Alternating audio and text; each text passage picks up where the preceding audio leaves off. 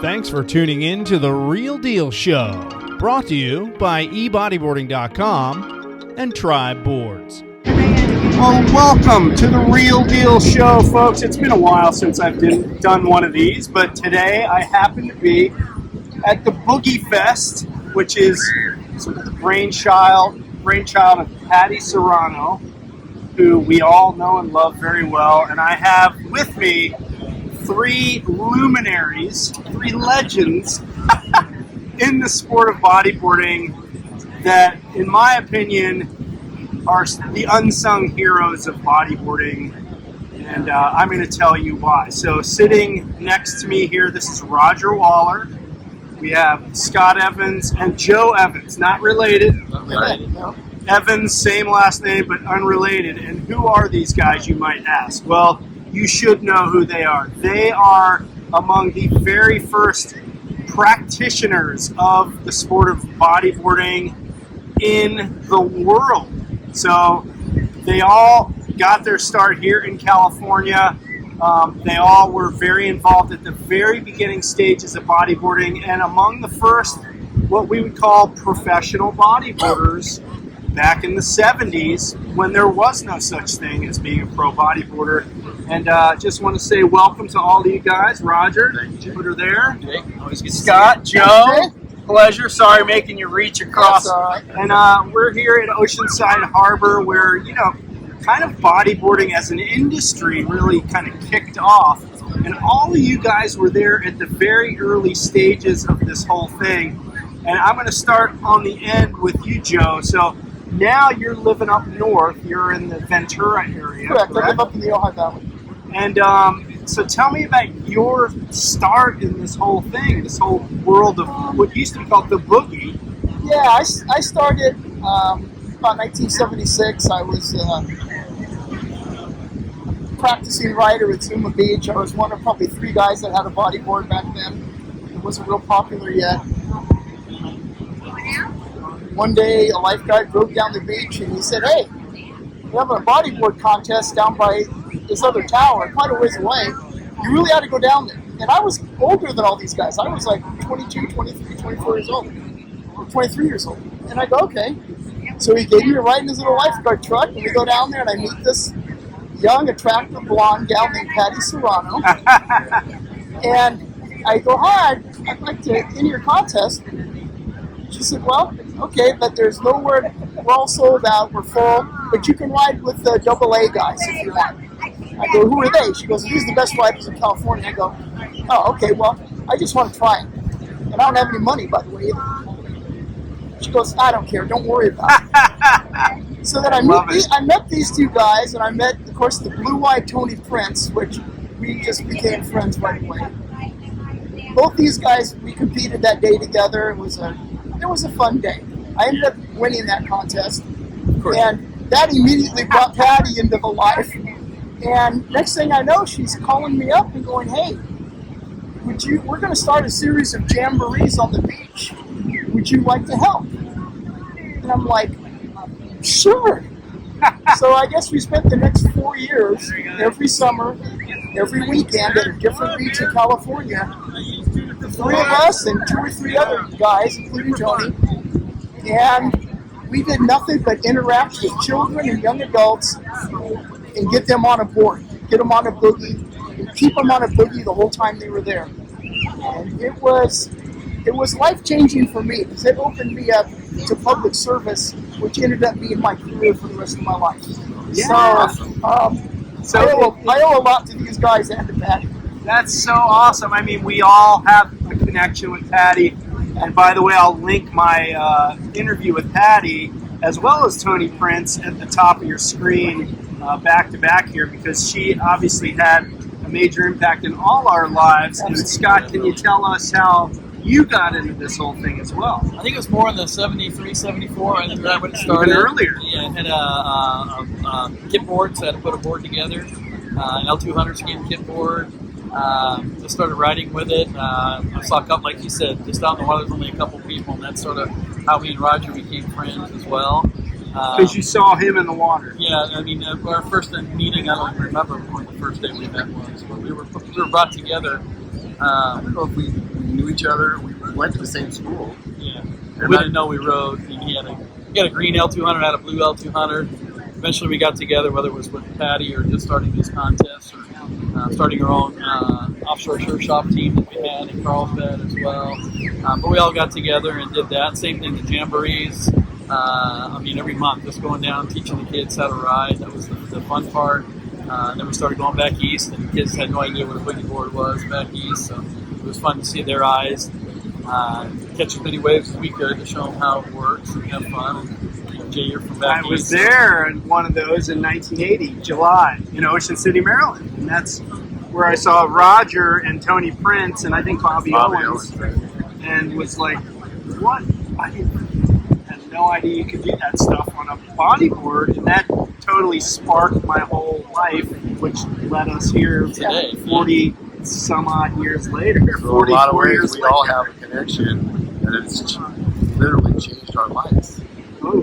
And Patty's been there all the time. our what we do on a straight line to you're directly in the industry, we just build up who we are as people and what we do in life based on our results. Well, let's ask the same question that I asked Joe and Scott. I mean, how did you get into this whole thing too? Well, same thing that what Scott said. We started on the I believe it was first on the offshore surf team.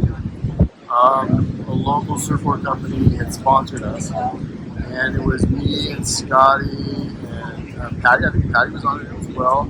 We had all the local people because Tom, of course, Morey, designed and built the board in Carlsbad, just down the street from where we were living. Yeah. And we were introduced to the board either by Tom giving it to us and saying try it out, or it was we saw these kits and we ordered the kits by mail. You had to literally put the board together. Yeah. And then you could actually take the board and put your little spin on the shape if you wanted to before you actually put the skin on it. So there was a lot of cool things like that going on, but typically there was a real strong commercializing and trying to get bodyboarding as something that was recognized. And so we ended up doing, started off as team sports, so we didn't really have a competition. We had teams, and it was Donald's from Tony's with San Clemente. We had Harbor Surf Gallery. We had ours over there in Carlsbad, Offshore Surf Shop. We had one more. And we would go and do these team events where we would go out as a team and we do drop me. We all ride on a wave. We crisscross. We roll. We do all kinds of stuff. Really? And it was not. Was it a division in the contest? No, it was absolutely. There was no contest. It was just. Oh, just for fun. Yeah, but your team would say, "Oh, your team did the best," and so you got bragging rights. That's awesome. And so No way. it started to progress, and then we started doing the contest there. And it started off. It was all age divisions, and as you ended up winning an age division, you were afforded the opportunity to go to single A, double A, triple A. And then you could go pro at that point. Now that was quite a bit of a long progression to get to that point because we were starting from the very, very beginning. Yeah. So was it you that got? No, I think one of us got first time being the first pro. Yep. That would have been Rodney. So. And then they had just before the first pro contest they had what they called invite only up in San Clemente. Bobby Zabad was in it, second place. Mike Henry was third place. Yeah. And I took first.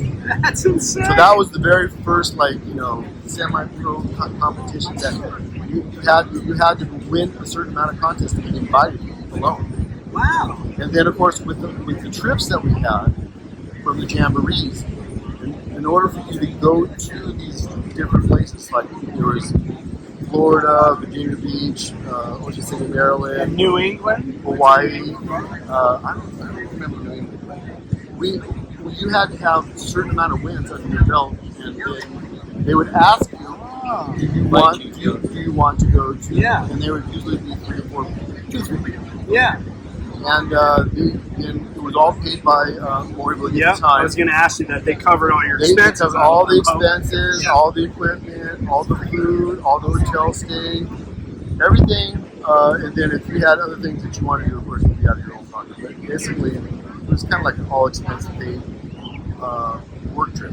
Right. Because we did work, and I don't know if you remember, but when we were in your area, we probably processed in a day 300. Yeah, and For they're 3 taking people. them out in the water for 6 hours. Like, Just teach them how to nonstop, ride. pushing people in the waves, showing them how to ride the board. So For it's not those- like you're just sitting there. So for those that don't know about the East Coast, in the summertime, the water's in the 80s. The temperature can be in the upper 80s, and the humidity is like 75 degrees. Yeah. So going in and out of the water and just being in that environment was very taxing. But you know what? It did seem like we got there and the radio spots were on us, and we were just like treated like royalty as we came down. In Cocoa Beach, we got a key from the mayor. They're going to give us keys to the city, so we actually still have that key. Treated like royalty. Well, let me We ask you. felt like that, I, right? I want to back up a little bit because I'm really interested to know, and I'll start with you, Joe. What were you doing up to the point you started riding the boogie? In other words, were you body surfing? Were you riding a hard surfboard? And if I so, was body surfing. okay, so you're body surfing. And where did you see the boogie, and what attracted you to It was that? at Zuma Beach, and there was a guy that had it that was using it like a kickboard. out Holding the it in water. front of him. Yeah. And I kind of made friends with him, and I said, hey, can I try that? And it was a kickboard. It didn't look like newspaper on the bottom still. It was just Wow, hilarious. that's real early. So he let me try it, and I rode it, and I thought, wow, this is pretty fun. So that just kind of got it moving. So then I got a kickboard. And then got a 132 and a red Work line. your way up to the Mach Kind of 7. worked your way up. You got a lot of money, so whatever you could afford at the time. You know? But you liked probably the sensation because you're a body surfer that, oh, suddenly I'm going twice as fast and I have control. Right. Turn it. What I loved about it is my home break was Westwood Beach down at Zuma Beach, and it's just a sand shore break.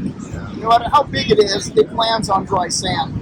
And body surfing, you're always not going fast enough to get away from it. But all of a sudden, this little water, I was like 60 feet down the line from where I should be. And I was going, wow, that is really something. Yeah. And the more you got used to it, the more you realized by picking up that outside top of your board that vacuum rail in the bottom left-hand corner would make you turn. All of a sudden, you're like, whoa. And you got to remember, back then, we weren't really laying on the board, because we were getting off the board and turning the board sideways. Yes, I've And seen that's- some of those pictures from back That's in those what was days. causing that. I don't think I ever got on the board really until I met Bobby Zabak. The first time I met him was I think in Blacks or somewhere. And Tony introduced him to me, and he rode on the board, and I was so in awe of his ability. Interesting distinction there. So you were sort of using it as a body surfing tool Yes, rather than as Kind a of extension. as an entity in in and itself. of itself. Yeah, Which is exactly. where you lay on it. So that's And a part of that was because of the steepness of the wave where I was riding. It really, I didn't figure out to get on the board. I just knew the bottom's coming quick, and I got to get across it. wow. Well, after seeing Bobby in Blacks, I was like, that guy's getting across, and it's pretty hollow here. You know? And I think it's the only time I ever met him. I met him one time. He made such an impression on me, just like these guys. Right. The first time I met them, and Tony, it was like, wow, these guys have the same motivation to do this that I have. Yeah. In all honesty, and I just want to bring it up before we get out of here too much, I really believe that from my view, we had no idea what we were doing to the sport when we were doing it. Yeah, you were just We were doing learning. it. And we were You learning weren't thinking along the this way. is going to build for the future. We riders. weren't realizing what was ahead of the sport. We weren't, and I didn't realize it until 1980 at Redondo Beach when I met Keith Sasaki for the first time, 16 years old. And he showed up and he hung around with me quite a bit. And when we went out in the water together, I remember thinking, that's a game changer. This sport has just changed. When you saw him drop knee. Yeah. ripping. And I had never seen that before except the pictures of Jack. And we had Jack come out to the wedge once. There was no waves, so he didn't get to go in. So I didn't get to experience that like I would have liked to. But Keith Sasaki, from my point of view, changed how I felt about the sport. And then it changed again 6 months later at Zuma Beach when I met Pat Caldwell and became very close with him. And watching somebody do 2 complete barrel rolls on the waves that I was just trying to get across. And I remember telling Patty, I go, I think this is outrunning me.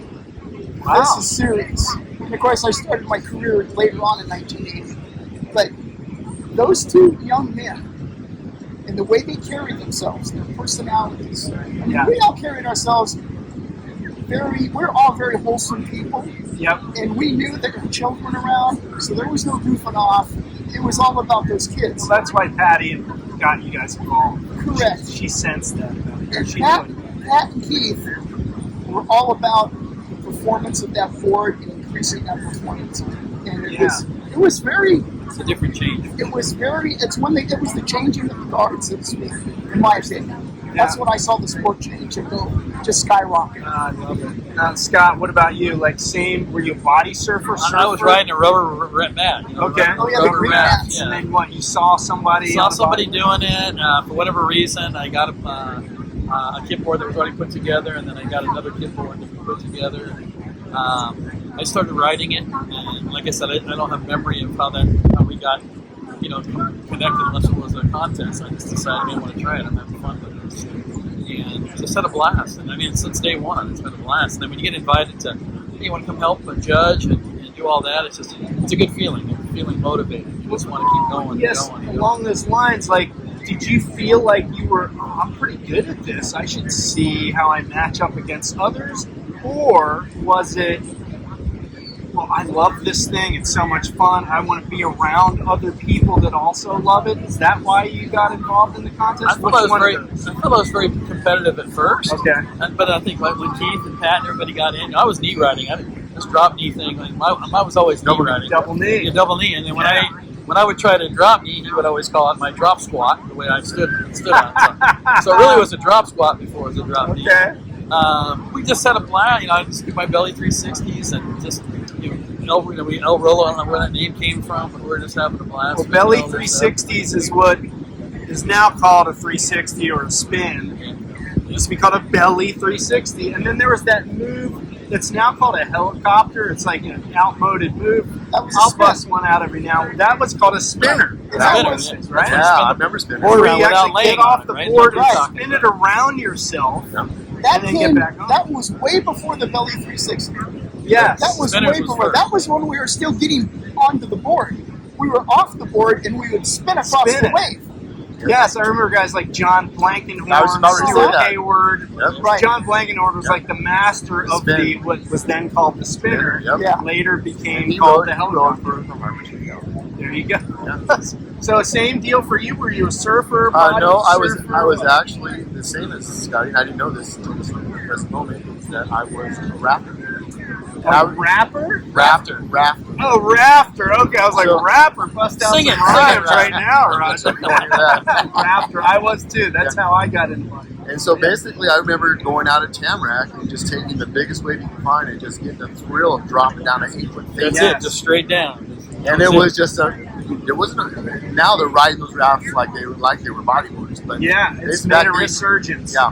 Mat riding. Yeah. Yeah, so that was like I remember that point. I mean, going back to saying like Suzaki, I was one of the ones chosen to go to the Hawaii trip, Okay. and Yeah, because I was there. That was Right. 1982. I think this one was prior. I think I went twice, but the first time I went, we had met. Me and Patty went out, and we had met. We were at Point Panic. We met. Well, we didn't meet him yet, but we saw this kid at a Point Panic just on about a 2 to 3 foot day, just terrorizing on a drop knee. I'm like going, Patty, you got to talk to this kid. Yeah. And the rest is really He used to be on the history. team. Rest is history. She talked to him, asked him if he wanted to get a team, and then he became part of the team. And then, of course, he's one of the iconic riders on that team. Yeah. So, yeah, that was I can remember that like it was yesterday where we were there and we just come up on the beach and he stood out amongst everybody in the water. Like, I don't think the one time back then was just body. That's surfing. right. You could bodyboard back then. You can't anymore. No, yes, it's true. Those days you could. Yeah, so the whole process of going from just when you ask that question about did you do it because you thought you were competitive and you thought you were good? I think the original logo and the slogan of Enjoy a Morey Boogie was kind of where I was at, because every time I went out it brought a smile to my face. It was fun. And I was amongst a bunch of friends and all we could talk about is, hey, did you see that ride? Hey, did you see that ride? Yes. Did you see what I did? And you just like, you just totally with that feeling of like camaraderie. Sure. And I have friendships through how many years I've been doing it that I probably would have never had any other way, all across the United States and Hawaii. And I just feel like that's some of the ways it's changed. Every time, even at this age, things like this come up, I'm just honored to be asked to come out and just do what we're doing right here, or go out in the water with the kids. It just every time, I'll drop everything and a hat to come out to enjoy a little bit of this. Yeah, it sort of brings you back to those days of your youth when this was all fresh and fun. It was the best times of your life. For sure. And this is just kind of hearkening back to that. I mean, let's talk about that. I mean, the sport has gone all different sort of directions since then. I mean, back then it was all about the fun, and that's why we all got into it. It was just a fun time, and you got to meet new people. And then competitive bodyboarding came into it, and then you guys are regarded as the first pros, even though you didn't have sort of endorsement deals per se with salaries and all that. Free boards, shirts. T-shirts and maybe a free trip to the East Coast and some boards, right? So no salaries, probably was a handshake deal back in those days. Pretty much. You need a new board? Here you go. Right. And you wanted to see your friends. That was part of the deal of going every weekend. These guys lived in Oceanside. I lived in Ventura. Yeah. I'm going to get to see them. Let's go hang out. Yeah, let's go hang. And we did it literally for free. And it wasn't, money never came into play. Never thought about it. I'd give you a t-shirt if you're bored with badge. You go, here, let's give you a new board. Right. And honestly, if you think about it, I was thinking about it today. I said, we used to take off like 5 in the morning. We drive up the coast all day long. We set up scaffolding. We do all kinds of stuff, take out hundreds of kids. Yeah. It's got a little tiny stipend. Yeah. And I started thinking, for that many hours, 12 years, back then, I didn't really care. I do it for free. Yep. Just because I just enjoyed, I think I enjoyed a lot of just having notoriety. Yeah. Being in that group. Of course. Of the initial. Little prestige involved. Well, not only that, but it's a little bit of just being a part of something that's growing and that could be, I had potential to be huge. And which it did turn out to be that way. Huge market for, just competition. And I don't know at what point did it actually peak, and that's why we're here today to try to re-energize. Make it fun. So talk about the fun part of it. Yeah, which is cool. Here's Patti. She's been involved in the sport since the very beginning. She was working at the factory with Debbie, who's also here. By the way, founder of Custom X. Roger worked there too. And Roger worked there too. So these are guys that worked at the first ever Morey factory, and you guys are still involved in the sport. It's been, well, let's see, that was the mid 70s. It's now the mid 2020s, 50 years ago, and you guys are still doing it, which is a testament to the longevity of the stoke. It just keeps on going. And the connection. If we go back to going to trips to Cabo, all of us got to get reunited and to hang out in a beautiful place, and it just keeps on, and then we're looking at the wave pools, and these are just places where all the people that live in different sections of the state, and actually Hawaii and everywhere else, can meet together and reunite as just get a little taste of that stoke that we had back in the day. It's like resurrecting your youth. And it was you guys, and I'll say publicly, thank you now for paving the way for guys like me who were I was in the next generation after you, and I benefited from a career of 12 years as a pro bodyboarder where I made decent money for a bodyboarder. I mean, it wasn't like, get rich and retire money, but it was paid to go bodyboarding every day, which was a gift. And I thank all of you guys paid to travel. Yeah. And I thank all you guys now for paving that way for me. But I mean, I alluded a minute ago to how do you feel about how the direction of the sport's coming has gone since then, Joe? I mean, it got competitive. It's been up and down in terms of the pro side of things, but there's also a recreational aspect. Correct. So I kind of looked at it as it ran a course. Yeah. It was a fledgling idea. Got put out to the public. Another group turned it into a truly professional sport. That same group took it to a level where certain people could make a living on doing it. They attracted other dynamic riders that wanted to keep that up. And then it slowly started to decrease, the money for marketing or for whatever reason. And coming here, GT's trying to do that again. Yep. He knows that the way of the sport is with the kids. And you have to get the kids involved, you've got to keep them involved. So I think what we're trying to do, not me, I'm going to give it to GT and Patti, and yourself, by the way, I think that with your summer camps, that's exactly what we did all the time. It's right out of the playbook. So my hat's off to you for that.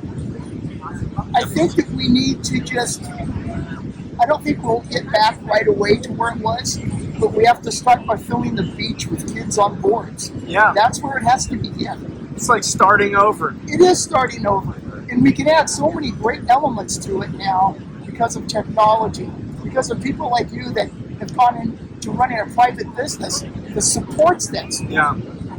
We need more of that. We need more GTs, more Mike Stewarts who want to put some time and effort back into the kids. Anybody can put time into a team rider. It's not that hard. You pay for his entry, give him a couple bucks, he's happy. Yeah. You got to get that 8-year-old that wants to be that team rider. Absolutely. And there's so many things competing for their attention now. Yes. That weren't around back then. Obviously, the internet and your phones and gaming and other sports. And so you got to get them young, and that's what the whole Boogie Fest idea is about. And who better to sort of start that impetus than we're saying bye to a friend of ours, bye Gina. Think about this.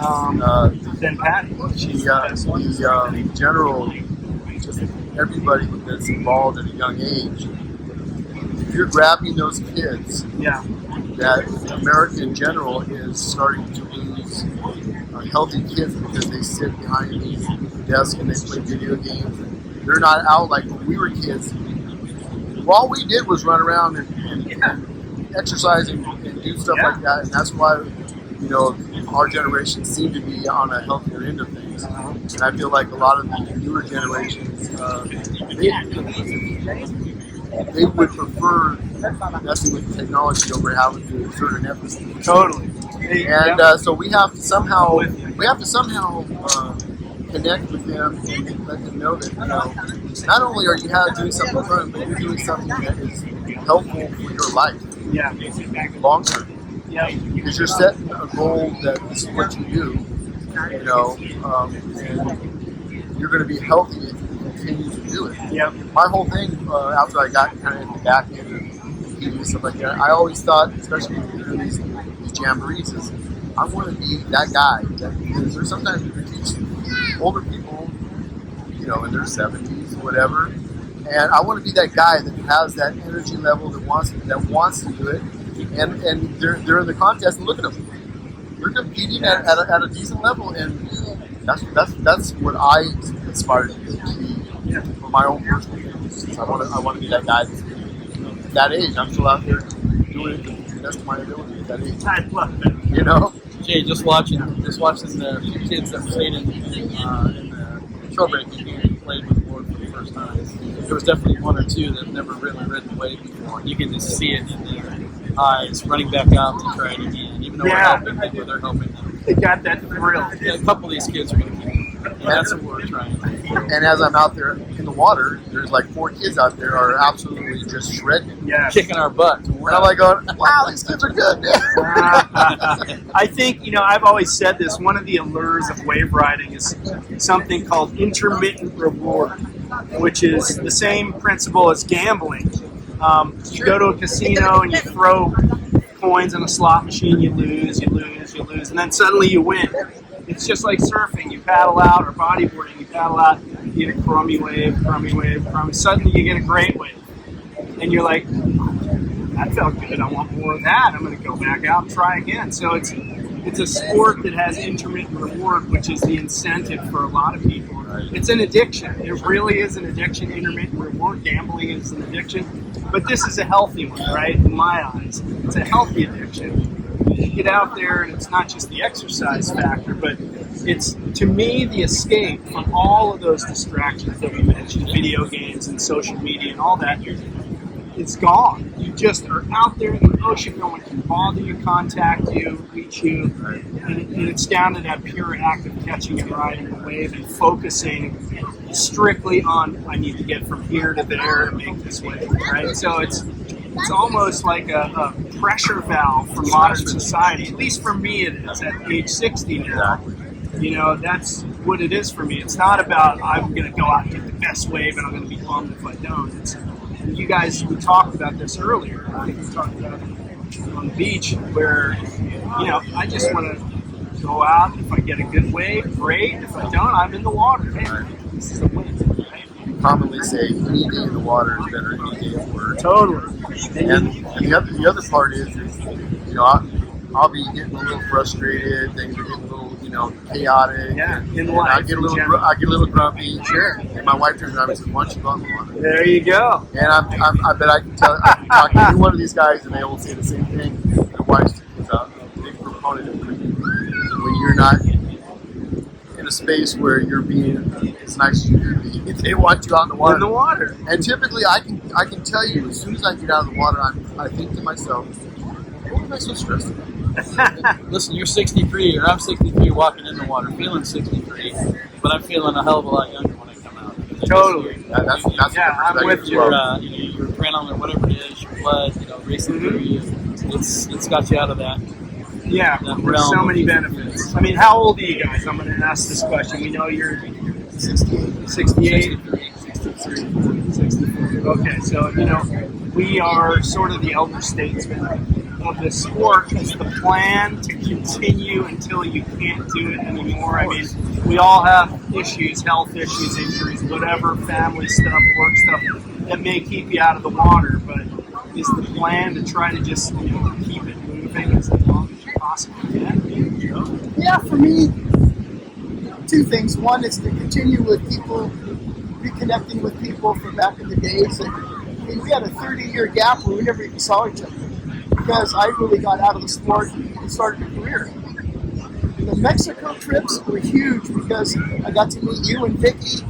I got to see Keith. I hadn't seen him since he was 16, and he's in his 40s. Yeah. So I guess for me, the plan is to help out wherever I can with whatever talent they think I bring to the table to help them with. And to remain the lifelong ambassador that I have been. Yes. And that's really what people need to understand. You need to be an ambassador. You and Vicky are the queen of it. But even for us, when we're not holding a bodyboard, if we see some kid who is holding a bodyboard, I'll always ask him, "Hey, you having fun today?" "I'm having a great time." "Good for you, man. You're winning." Right? So continuing to be an ambassador, supporting me, and being able to help wherever I can. That's kind of where I see my fit at the best. Scott? I think for me, I need to be out in the water and continue that process. Yeah. I think it's keeping me alive, keeping me healthier than I would be if I'm not going out in the water. I spend every day with my brother in the water. I live on an ocean beach, so the water's right in front. I just go out. Even going out for 15, 20 minutes of body surfing is fine. That's all it takes sometimes. It's the salt water. It's the fun catching the wave, whether it's on a boogie board or body surfing or a raft. I don't care. It's just that makes you good. And you come out in the day, you just feel refreshed. Roger? feel the same? I feel like, as far as bodyboarding goes, if I could do it, I almost think I'd be good on the wrestling because it brings so much to me that completely changes who I am, the way that I'm a better person. I'm just a better person when I've gotten exhausted and Yes. so when I can't do it, it comes to a point, and I hope it never does, but if it comes to a point where I can't do it, I'm going to have to figure out what I can do to give me that same vibe. I'll roll you into the salt water. Don't worry. Yeah. I'll really have to. I know, We'll make man. something for you. Yeah, just roll them out there, man, and then whatever kind of chair you can get them in. It's really cool that there's two people involved in all of us getting together, all of this happening, Boogie Fest, and that's Tom Morey and Patti Serrano. And Tom's whole mantra was really the sort of the spiritual side of riding waves and how it lifts your spirit and lifts your mood and all of that. And Patti was charged with conveying that to the general public in a way that was palatable for them. And that was getting guys like yourself out there to get people on the boogie, right? Put your body on a boogie was a slogan for many years, and you guys facilitated that. And here we are in 2024, the sport as a recreational sport is thriving. Maybe the professional side of things, at least in the United States, isn't doing that great, but the world tour is still alive and well, but it's really the recreational bodyboarder that's the lifeblood of the sport. And as I look both north and south on this beach, I just see bodyboards everywhere. And I think, it was told to me once, maybe by Reale Christensen, rest in peace, Reale, that Tom's vision was for every home to have two bodyboards in the garage, just like they have bikes. They may very well. And I think, at least in the coastal regions, they've achieved that goal. And it's a stoke to see, and it's a stoke to get to talk to all three of you guys. Any closing words, Joe?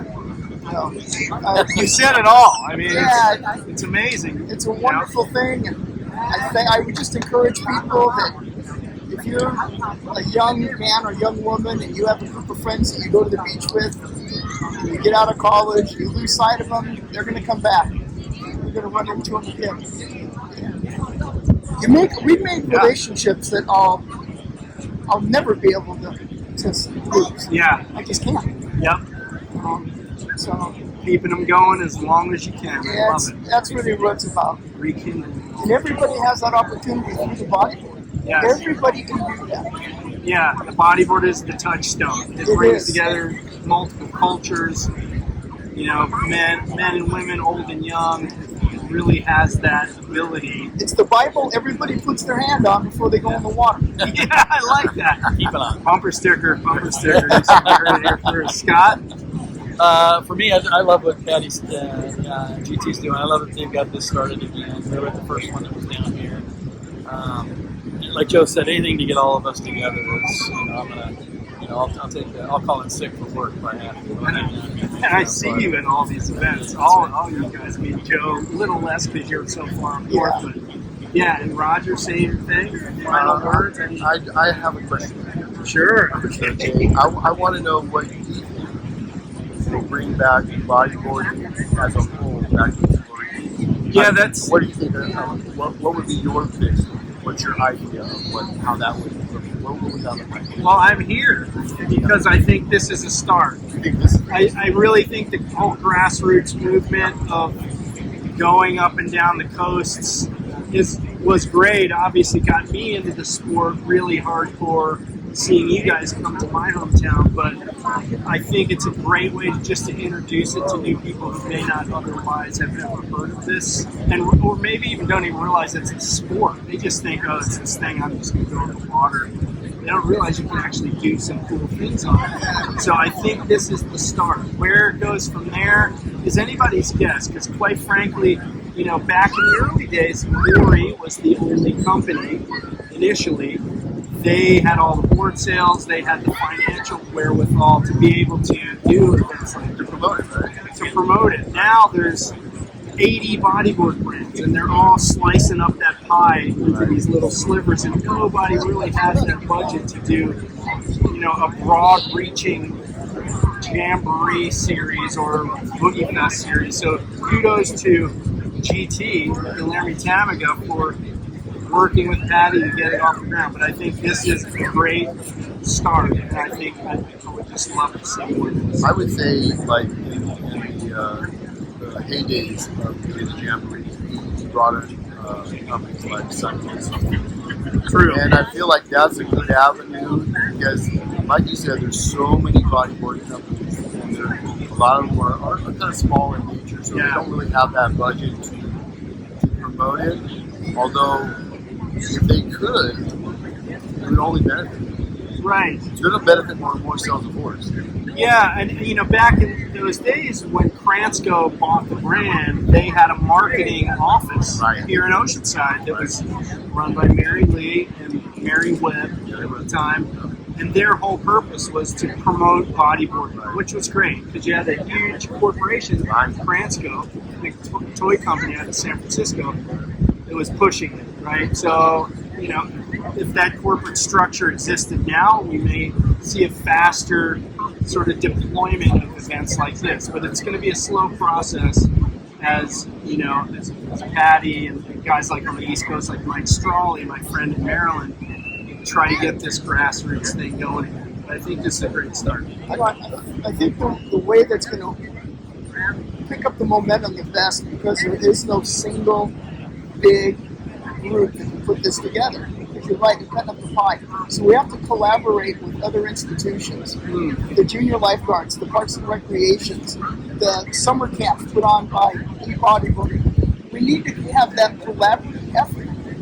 And when we do that, the board makers need to come to those groups and say, hey, bring your boards, and by the way, bring 2 of your pros, because we want to put a show off for a group of kids. Yes. And put in the time and the effort to collaborate with these municipal groups. That's going to get us in the most markets. Well, it's funny that you say that, Joe, because I used to do that with the junior guard programs. Mary Lee would set up exactly that. Me and maybe Keith Sasaki or another pro, Chris Cunningham, we would go to junior guard programs all up and down the California coast, and we would do demos and talk about being a pro bodyboarder and bodyboard manufacturing, and that was our way to introduce those young kids. So, yeah, maybe that's a great inroad back into that market. It's, hey, junior guard program, and they love it because, hey, we got all these kids. We need something to take up the time. I got 2 give our hours. instructors a break. I got 2 hours to kill. Please, come in and take their attention for 2 hours. And you bring some stickers and hand them out. They're all stickers. Right? And bring professionals. Yeah. People that come to that, don't pick up some kid on the end of the street. Bring your professional game. Yes. You're in front of those 12 to 15-year-old kids. Show them what a professional bodyboarder looks like and how he acts around other people. Yep. That's what they look at. That's what they're going to look at. Totally, because that's lacking a lot Correct. now. We all see in the news how kids are going off the rails, and respect is out the window now. So let's bring that back. I would like to And see you get the that parents in come the game when you do that. Totally, yeah. I've said totally about 1,000 times. It does apply in this case. So. Guys, thank you so much for your time, sitting out here in the sun and cooking. I really wanted to get you guys on here. We could probably do an hour with each of you individually, but at least I got a chance to talk to some of the legends, the OGs, as they say. I'm not a big guy on hip-hop lingo, but I think it really applies in this case. So that'll do it for this episode of The Real Deal Show, folks. Thanks for watching on YouTube. If you did, we also do want to thank you thanks. for doing this and giving us the opportunity just to give our story. Thanks, man. But more, how are we going to go forward promoting this work? We appreciate you doing this. Well, it's good that you brought that up at the end, because I think that was a valid finishing question that I think we touched on at the end there. It's great. You know what's really strange is we all seem to meet at the same right at the same point. Yeah. That this is probably the way it needs to go. Now, how do we do it? Yeah, exactly. So if you watch on YouTube, give us the thumbs up. Please subscribe to our YouTube channel. If you listen on the audio podcast, Hope you enjoyed it while you're driving, doing a workout, run, whatever the case may be. And we'll see you next time. And as always, we'll see you in the surf.